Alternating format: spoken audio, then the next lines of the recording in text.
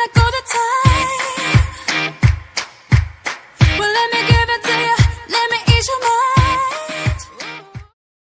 Emily in Paris merupakan siri original Netflix. Disiarkan bermula daripada 2 Oktober 2020. Filem bersiri bergenre komedi romantik ini telah mendapat banyak perhatian daripada penonton. Emily in Paris yang baru saja ditayangkan ini pada musim pertama mempunyai 10 episod dan pencapaian terbaik filem ini ialah pada awal ditayangkan.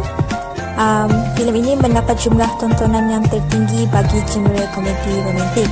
Emily in Paris mengisahkan tentang perjalanan hidup Emily Cooper, iaitu seorang wanita Amerika yang tidak dapat berbicara bahasa Perancis namun tetap pergi ke Paris untuk bekerja di sebuah syarikat peinternan eksklusif Savoy. Terdapat pelbagai cabaran dihadapi Emily dalam siri ini bagi membawa idea baharu Amerika ke pasaran Perancis. Teori pertimbangan sosial atau social judgment theory berkaitan dengan persepsi dan penilaian idea dengan membandingkannya dengan sikap semasa seseorang melalui penerimaan, penolakan dan keterlibatan. Terdapat 3 latitude, antaranya ialah latitude of acceptance atau wilayah proses penerimaan terhadap informasi yang disampaikan seseorang kepada satu individu dan hujah tersebut disetujuinya.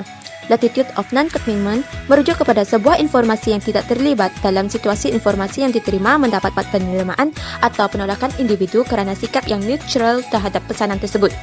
Latitude of rejection pula merujuk proses penolakan terhadap suatu pesanan yang tidak dapat diterima oleh seseorang individu kerana bercanggah pendapat.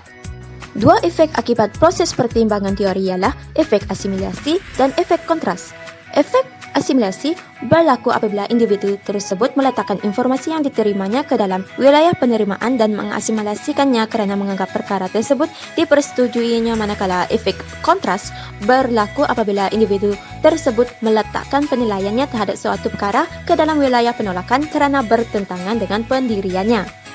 Kerelevanan teori. Teori ini menyatakan bahawa perubahan sikap seseorang terhadap objek sosial dan isu tertentu merupakan proses pertimbangan yang terjadi dalam diri orang tersebut. Ini dikaitkan dalam siri Emily in Paris di mana Sylvie dan pekerja-pekerja syarikat Savoy mempertimbangkan sikap Emily. Hello Miss, saya Rahma akan membincangkan tentang analisis adegan di mana bahagian ini saya hanya terangkan sedikit tentang teori yang kami pilih dan akan dijelaskan lebih mendalam pada bahagian seterusnya. Jadi, gambar pertama menunjukkan reaksi Doug, teman lelaki Emily selepas diberitahu bahawa Emily akan bekerja di Paris untuk menggantikan Madeline.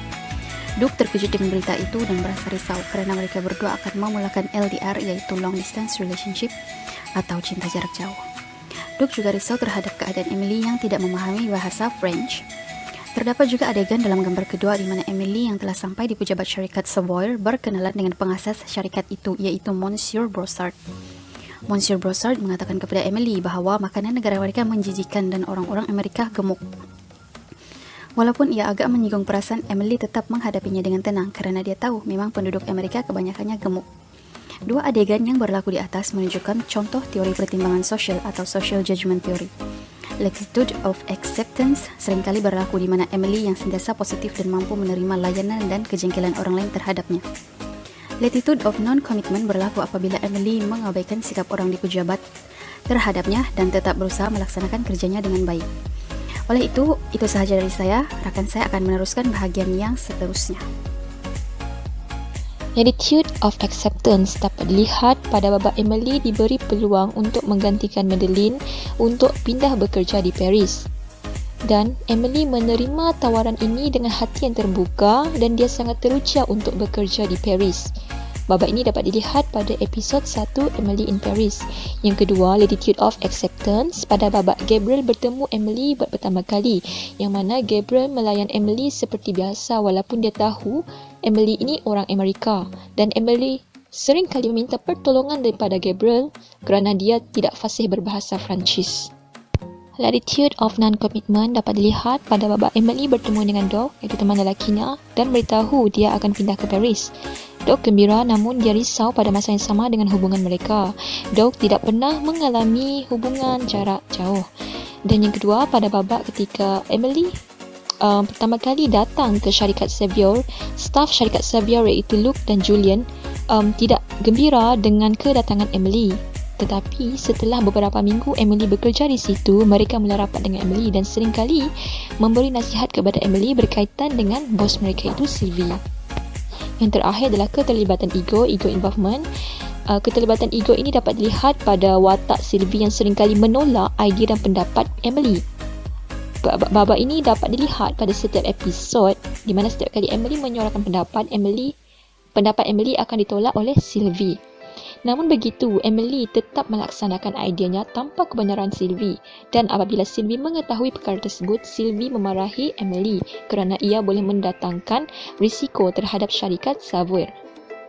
Namun begitu, idea Emily membuahkan hasil. Hal ini menyebabkan Sylvie dan Emily mula berbaik semula dan Sylvie menerima Emily bekerja semula di syarikat Savoy.